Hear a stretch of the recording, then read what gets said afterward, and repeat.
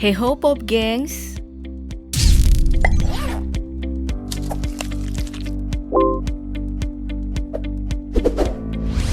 Jadi ketika saya mau punya mantu, itu saya udah bilang nih berdua sama anak saya 3. Awas loh, kalau nyarinya yang kayak tukang bakso. Sabar Pop Gengs dan tukang bakso semua. Bu Mega sedang bercanda dengan anaknya itu. Puan Maharani aja tertawa kok. Tukang bakso. Mbak Puan ketawa. Mbak Puan ketawa. Tapi betul juga, mending cari mantu seorang bankir. Papua itu kan hitam-hitam ya. Iya, tapi sudah banyak loh sekarang yang mulai blending. Sabar ya Pop Gengs, Bu Mega sedang bercanda kok dengan John Wempi, Wakil Menteri Dalam Negeri Indonesia asal Papua. Makanya waktu kemarin saya bergurau dengan Pak Wempi. Kalau sama Pak Wempi deket, nah itu dia ada kopi susu. Kopi susu. Kopi susu. Tapi betul kok, kopi hitam pekat dicampur susu putih jadinya kopi susu. Humornya Ibu Mega benar-benar kelas Bro Joyce ya. Tenang, karena bukan hanya Bu Mega yang mewarnai kabar hangat kali ini. Berikut adalah rangkuman kabar tren dalam sepekan. Kita mulai babat habis dulu video yang sedang viral minggu ini. Oh iya, sebelum rapat Rakernas 2 PDIP yang jadi momen Ibu Mega mengeluarkan pernyataan lucu tadi, anaknya Puan Maharani sudah membocorkan lebih dulu bahwa mereka akan rapat. Nih videonya nih. Pagi ini lagi persiapan mau pembukaan Rakernas nih sama Mas Nanan. Terus ada Ibu lagi serius ngobrol sama Presiden. Yang lainnya ada Bendahara, Mas Pram, sama Kabin. Di situ ada Bu Mega yang berhadapan dengan presiden kita. Maaf, seperti seorang siswa yang menghadap ke ruang BP ya.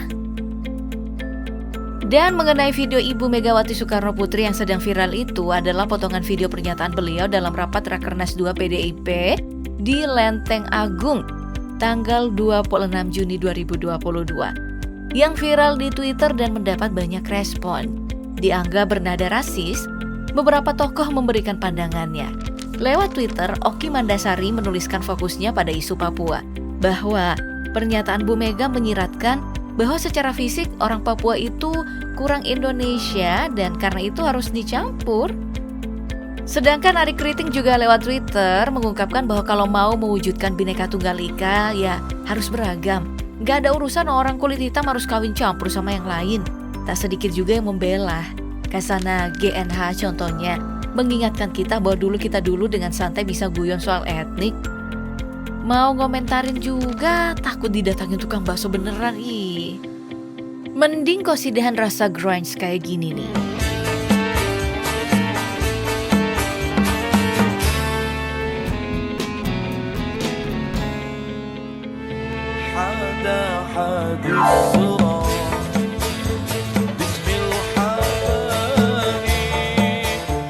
Dan ngomongin soal kosidahan, grup kasidah legendaris asal Semarang Nasidaria menjadi opening week music program Documenta 15 di Kassel, Jerman pada hari Sabtu tanggal 18 Juni 2022 lalu.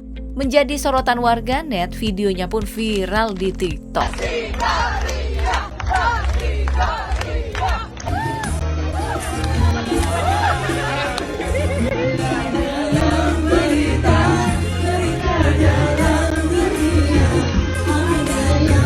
Lagu perdamaian yang mereka bawakan dinikmati para penonton, layaknya gelaran musik lainnya.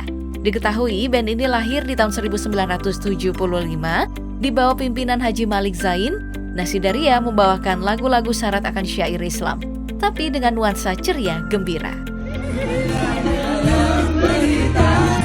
Jika kamu gak suka musik, mungkin kamu ingin nonton video viral masak-masak ini. Mengambil daun talas di belakang rumah, entah rumah siapa, lalu mengulek sambal dengan kepalan tinju. Anjay, ditinju gak tuh? Batang talas dipotong-potong kecil lalu dibersihkan. Goreng dulu potongan daging-daging dan jeroan ayamnya.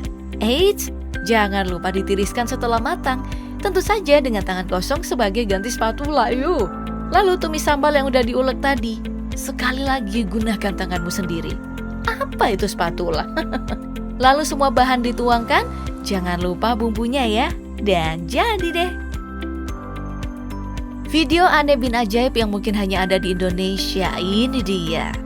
Pak, ini posisinya udah di jalan, Pak. Posisinya udah di jalan.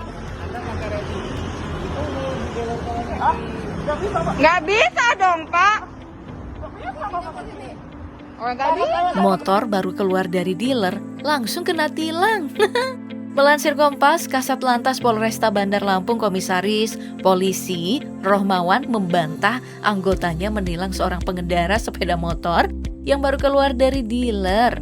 Sang pengendara tidak keluar dari dealer seperti info yang tersebar.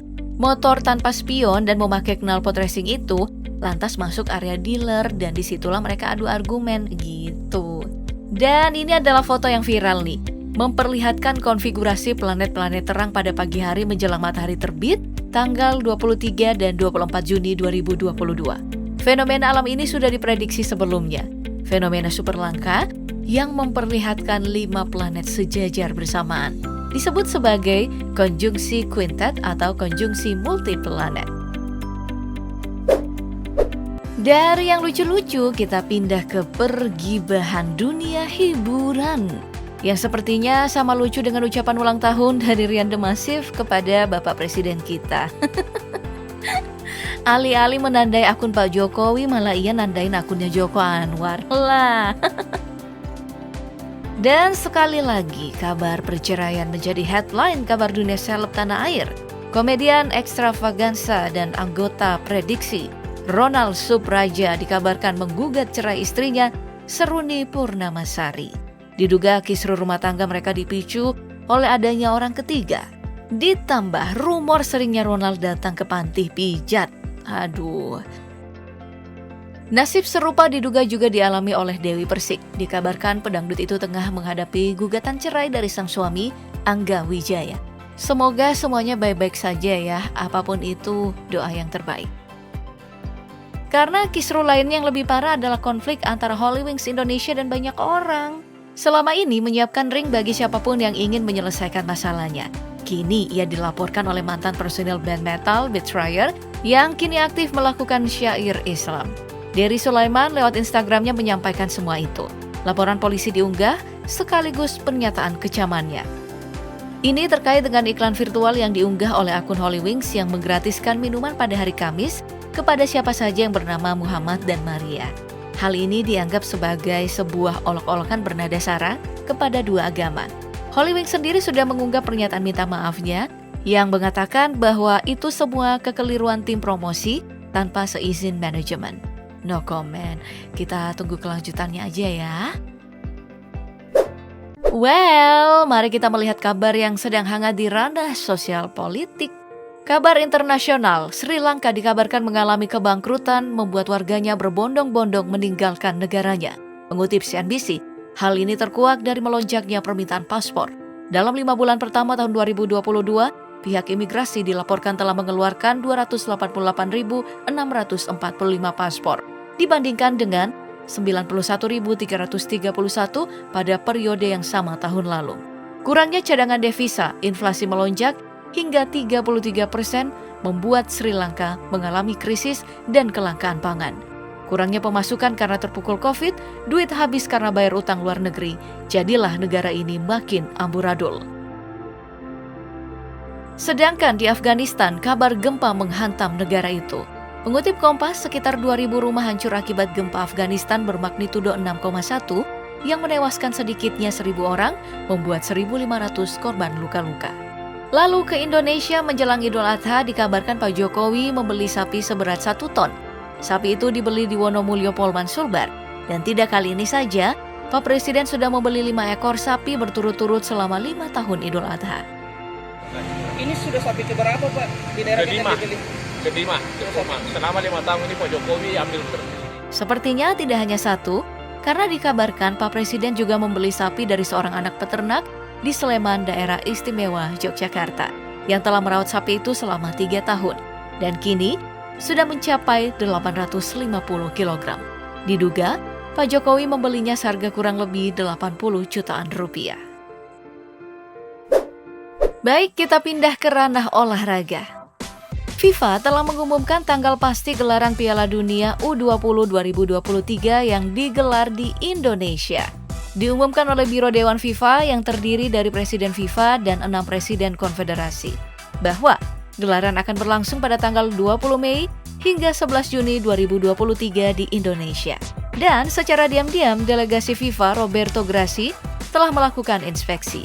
Dari 6 stadion dilaporkan baru 2 yang siap, GBK dan Manahan Solo. Sementara sisanya masih dalam tahapan renovasi. Mengutip Indosport, Robert mengaku sangat terkesan dengan sambutan PSSI dan pemerintah Indonesia dan memuji persiapan yang dilakukan. Tapi warganet tersayang bermata elang, lebih fokus kepada PowerPoint-nya. Sekelas PSSI, Product Activation failed.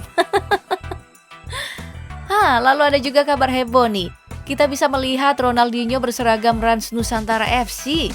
Legenda sepak bola ini akan memperkuat Rans dalam melawan Arema FC dan Persik Kediri. Ronaldinho telah tiba di Indonesia pada hari Kamis 23 Juni kemarin. Semua ini bisa terjadi berkat kerjasama Rans dengan sejumlah pemain Eropa. Tidak hanya bermain, beliau juga memberikan coaching klinik dan meet and greet dengan para fans.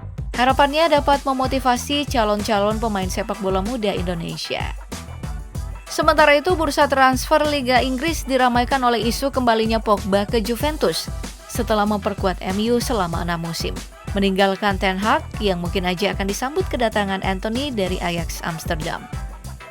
Mari kita lihat Ten Hag mengakhiri kepatah hatian massal selama beberapa musim para fans MU.